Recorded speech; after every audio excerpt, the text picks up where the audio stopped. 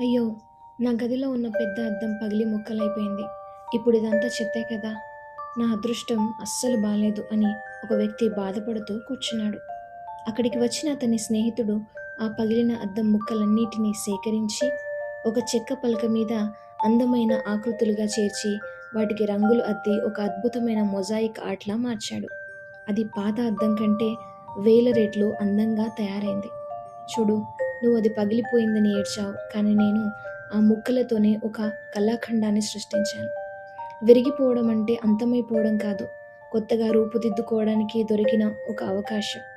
జీవితంలో ఏదైనా కోల్పోయినప్పుడు మనం అంతా అయిపోయిందని అనుకుంటాం. కానీ ఆ ముక్కల్ని పునాదిగా చేసుకొని అంతకంటే గొప్ప విజయాన్ని, అద్భుతమైన భవిష్యత్తుని నిర్మించుకోవచ్చు. ఓటమిని ఓటమిలా కాకుండా కొత్తగా మొదలుపెట్టే అవకాశంగా చూడండి. వీడియో నచ్చితే లైక్, షేర్ అండ్ సబ్స్క్రైబ్.